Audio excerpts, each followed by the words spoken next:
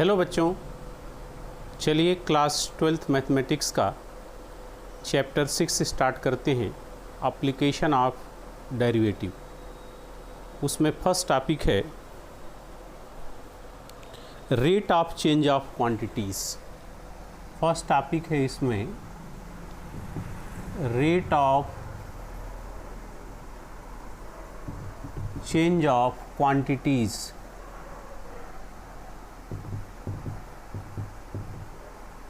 Rate of change of quantities.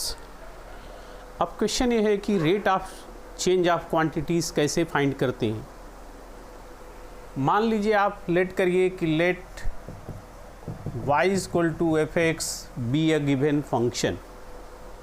y equal to f x एक given function है, ठीक है। तो इसका डिफरेंशियल क्या होगा, dy बाई डी एक्स, ये होगा एफ डैश एक्स। तो dy बाई डी एक्स का मतलब क्या है, dy बाई डी एक्स का मतलब है कि y में change with respect to x। Change in y, इसको आप कह सकते हैं change in y with respect to x। x के मुकाबले y में क्या चेंज हो रहा है उसी को हम dy बाई डी एक्स कहते हैं।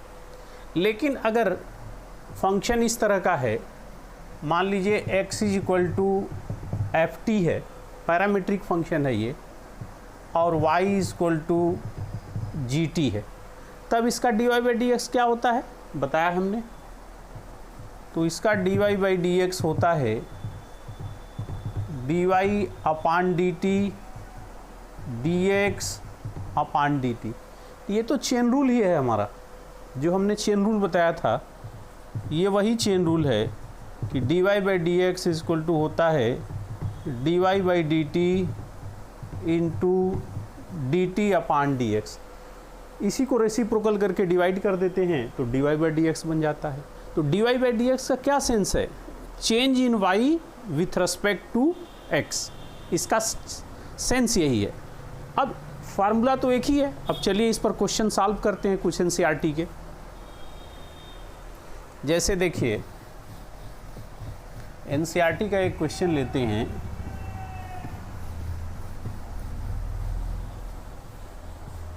एनसीईआरटी का क्वेश्चन नंबर 3 है। क्वेश्चन नंबर 3 है, देखिए कह रहा है कि the radius of a circle is increasing uniformly at the rate of 3 centimetre per second. Find the rate at which the area of circle is increasing when the radius is 10 centimeter। कह रहा radius of circle increasing uniformly at the rate. किसी circle का radius r से denote होता है, तो dr अपान ये दिया है रेडियस 3 सेंटीमीटर पर सेकेंड, तो dr बाई डी टी ये दिया है 3 सेंटीमीटर पर सेकेंड। यानी रेडियस में चेंज किसके मुकाबले आ रहा है, किसके कंपैरिजन में आ रहा है, रेडियस में चेंज टाइम के कंपैरिजन में आ रहा है। जैसे जैसे टाइम इंक्रीज हो रहा है यूनिफॉर्मली, यानी ये कांस्टेंट रेट से रेडियस इंक्रीज हो रहा है। ये दिया है, कह रहा है find rate at which area of circle increasing. कह रहा है कि किस रेट से एरिया इंक्रीजिंग होगा, यानी D A upon D T आपको फाइंड करना है। When radius is 10 सेंटीमीटर, जब रेडियस 10 सेंटीमीटर हो तो dA अपान डी टी फाइंड करना है। टाइम के अकॉर्डिंग एरिया किस रेट से इंक्रीज होगा। तो सर्किल का एरिया क्या होता है बताइए, A इक्वल टू होता है pi r square, taking differential on both side with respect to x with respect to t।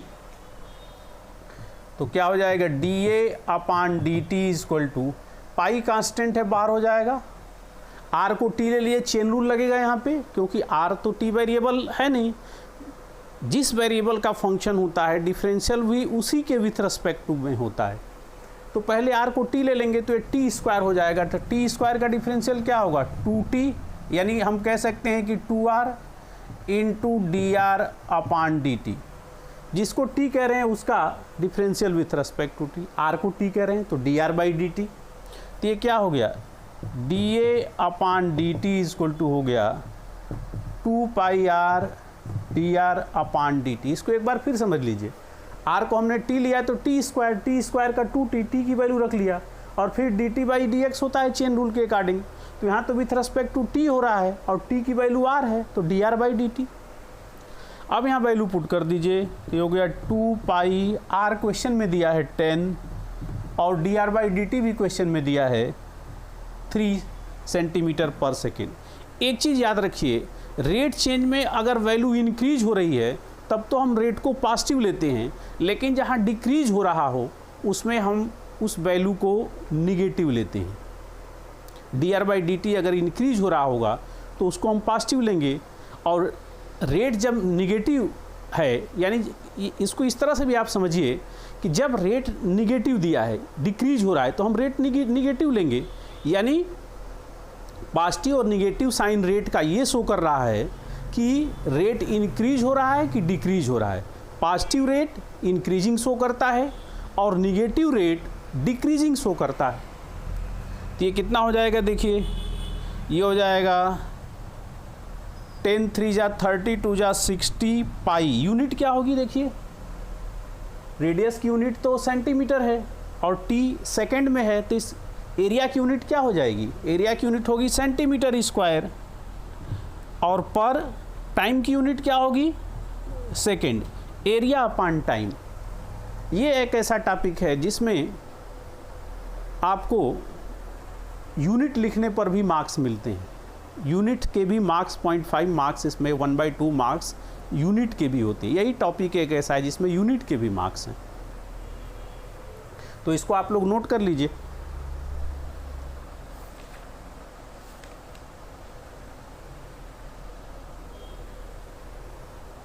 अब देखिए एनसीईआरटी का क्वेश्चन नंबर 11।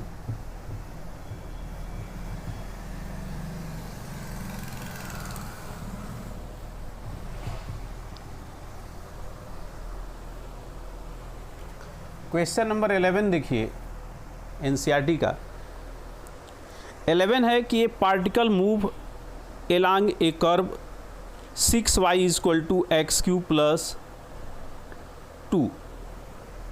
एक particle 6y equal to x cube plus 2 इस कर्व के अकॉर्डिंग मूव कर रहा है। जैसे जैसे ये कर्व है उसी के अकॉर्डिंग एक पार्टिकल मूव कर रहा है। Find the point on the curve at which y coordinate is change as time as fast as x coordinate. यानी y कोऑर्डिनेट में जो चेंज है, y कोऑर्डिनेट का चेंज क्या है, फास्ट वर्ड यूज़ किया है। यानी y में चेंज किसके मुकाबले आ रहा है, टाइम के मुकाबले आ रहा है। y में चेंज अकॉर्डिंग टू टाइम आ रहा है। यानी dy by d t is equal to, ये दिया है क्वेश्चन में, find the point on the curve at which y coordinate is changing 8 time as fast as x coordinate. जब y में change 8 time fast x coordinate, यानी time के मुकाबले दोनों साइड में डिफ्रेंशिएट करना है, क्योंकि फास्ट वर्ड किसके कंपैरिजन में यूज़ होता है, टाइम के कंपैरिजन में यूज़ होता है। अब यहाँ दोनों साइड में डिफ्रेंशिएट कर लीजिए, तो इस कर्व पर वो पॉइंट बताना है जहाँ इस तरह से पार्टिकल मूव कर रहा है। y में चेंज 8 टाइम है x कोऑर्डिनेट में चेंज की, तो उस पॉइंट का कोऑर्डिनेट फाइंड करना है। अब क्या करेंगे हम, taking differential on both side with respect to t। ये क्या हो जाएगा, 6 dy upon D t is equal to, x को t ले लीजिए तो t का होगा 3t स्क्वायर, तो ये हो गया 3x स्क्वायर, और फिर dx अपान डी टी, ये 2 कांस्टेंट है, इसका डिफरेंशियल 0 हो जाएगा। अब dy बाई डी टी की वैल्यू यहाँ पुट कर दीजिए, तो ये हो जाएगा 6 into dy by d t की वैल्यू क्या है, देखिए 8 dx by d t is equal to 3x square dx upon D t. तो dx अपान डी टी से dx upon D t cancel हो गया, तो यहाँ से आ गया 3x square is equal to 48, then x square is equal to 16, then x is equal to plus minus 4। अब देखिए x की वैल्यू पहले पॉजिटिव साइन लीजिए, तो जब x इज इक्वल टू +4 लेंगे तो y की वैल्यू क्या आएगी, देखिए 6y इज इक्वल टू, यहीं पुट कर दीजिए, x की वैल्यू 4, तो +4 का होल क्यूब +2, तो ये हो जाएगा आपका 6y इज इक्वल टू 64 + 2, यानी इसे यहाँ से आ गया 6y is equal to 66, then y is equal to 66/6, तो ये हो गया आपका 11। तो कर्व पर फर्स्ट पॉइंट मिल गया आपको। पॉइंट क्या है, when x is +4 then y is 11। इस कर्व पर फर्स्ट पॉइंट ये मिल गया कि जिसमें y का चेंज x के चेंज के कंपैरिजन में 8 टाइम है उसके। तो ये फर्स्ट पॉइंट मिल गया आपको। अब सेकेंड पॉइंट क्या होगा, देखिए अब सेकेंड पॉइंट के लिए यहाँ निगेटिव वैल्यू पुट कर दीजिए, निगेटिव साइन लीजिए, x इज इक्वल टू -4। अब यहाँ x को -4 रखिए, तो 6y इज इक्वल टू -4 का पावर 3 + 2, तो 6y इज इक्वल टू ये हो गया -64 + 2, 6y इज इक्वल टू -62, तो y इज इक्वल टू हो गया -62/6। तो इसको आप 2 से डिवाइड करिए, 2 से डिवाइड करेंगे तो ये हो जाएगा -31/3, -31/3। यानी नेक्स्ट पॉइंट क्या मिल गया, नेक्स्ट पॉइंट मिल गया आपको, जब x की वैल्यू -4 है तो y की वैल्यू है -31/3। यानी फर्स्ट पॉइंट वो है 411 है, जहाँ पर x कोऑर्डिनेट में चेंज का 8 टाइम y कोऑर्डिनेट में चेंज के कंपैरिजन में होगा। यानी y में चेंज 8 टाइम x कोऑर्डिनेट में चेंज के कंपैरिजन में होगा। सेकेंड पॉइंट होगा -4 और -13/3। ये पॉइंट दोनों कहाँ लाई करेंगे, इस कर्व पर लाई करेंगे, जिसमें x कोऑर्डिनेट के चेंज का 8 टाइम y कोऑर्डिनेट के चेंज के कंपैरिजन के इक्वल है। यानी y में जो चेंज है वो 8 टाइम है x कोऑर्डिनेट में चेंज के। तो यही 2 पॉइंट्स हैं। पहला पॉइंट है आपका 411, सेकेंड पॉइंट है आपका -4 -31/3। तो इसको भी नोट कर लीजिए, इसको नोट कर लीजिए, फिर आगे बताते हैं आप लोगों को, ठीक है। अब देखिए इसके बाद क्वेश्चन नंबर 14, इसके बाद देखिए क्वेश्चन नंबर 14।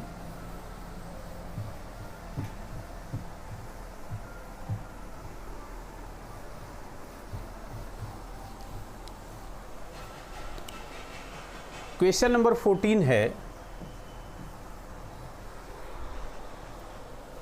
कह रहा है कि sand powering from a pipe at the rate 12 centimetre cube per second. एक पाइप है और इससे सैंड नीचे की साइड गिर रहा है।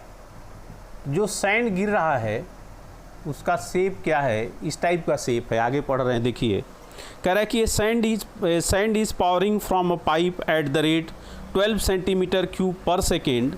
The falling sand form a cone on the ground in such a way that the height of the cone is always 1/6 of the radius of base। height of the cone यानी जो कोन की height है, ये जो कोन बन रहा है इस तरह से, इसकी जो हाइट है वो रेडियस का 1/6 है, r/6 है। कोन की जो हाइट है वो उसके रेडियस का 1/6 है, ठीक है। हम मान लेते हैं कि इसका रेडियस r है और इसकी हाइट h है। ये कोन किसका बना हुआ है, ये कोन सैंड कोन है, बालू से बना हुआ कोन है। अ sand powering from a pipe at the rate 12 centimetre cube per second. यानी जो सैंड गिर रहा है उसके गिरने का रेट है dv/dt। ये दिया है rate 12 centimetre cube, 12 centimetre cube per second. यानी 1 सेकेंड में 12 सेंटीमीटर क्यूब सैंड नीचे गिर रहा है। तो कह रहा है कि the falling sand form a cone on the ground such a way height of the cone की height 1/6 radius of the cone. How fast height of the sand cone increase. कह रहा है कितनी तेज़ी से इसकी हाइट इंक्रीज होगी। How fast, fast का मतलब किसके मुकाबले डिफ्रेंशिएट करना है, विथ रिस्पेक्ट टू टाइम। तो यहाँ दिया है कितना तेज़ी से इसकी हाइट इंक्रीज करेगी, यानी dh/dt फाइंड करना है। यहाँ पर आपको dh/dt फाइंड करना है। How fast height of the cone increase when height is 4 centimetre. कह रहा है कि जब हाइट 4 सेंटीमीटर हो तो कितना तेज़ी से इस कोन की हाइट इंक्रीज होगी। तो यहाँ पर वॉल्यूम दिया है, कोन का वॉल्यूम क्या होता है देखिए 1/3 pi r square x। Taking differential on both side with respect to t, क्योंकि with respect to t differential दिया हुआ है तो हमारी मजबूरी है कि हम दोनों साइड में विथ रिस्पेक्ट टू t इसको डिफरेंशिएट करें। तो क्या हो जाएगा ये dv। डिफरेंशिएशन से पहले देखिए हम यहाँ पर थोड़ा सा एलिमिनेशन कर लेते हैं। dh/dt फाइंड करना है तो इसका मतलब है कि r को एलिमिनेट करना है।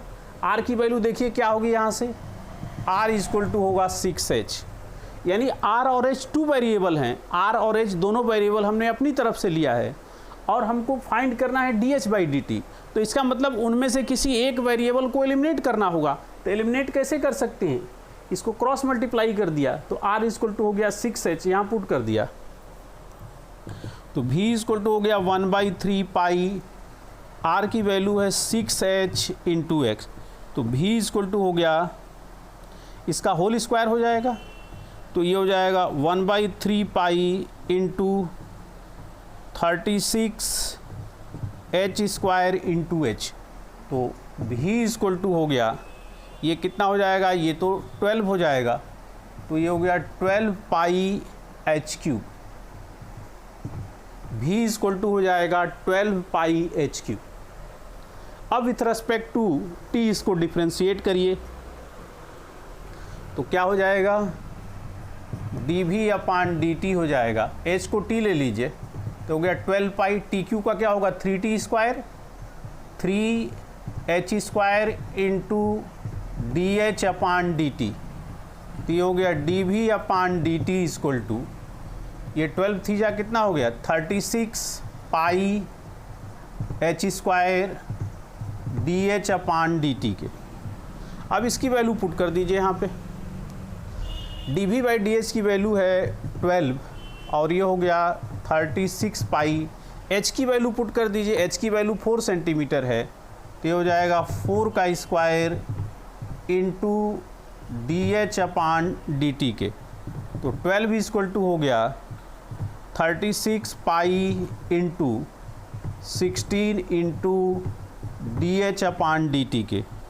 तो यहाँ से dh/dt कितना हो गया, ये हो गया 12/36 पाई इंटू 16 के।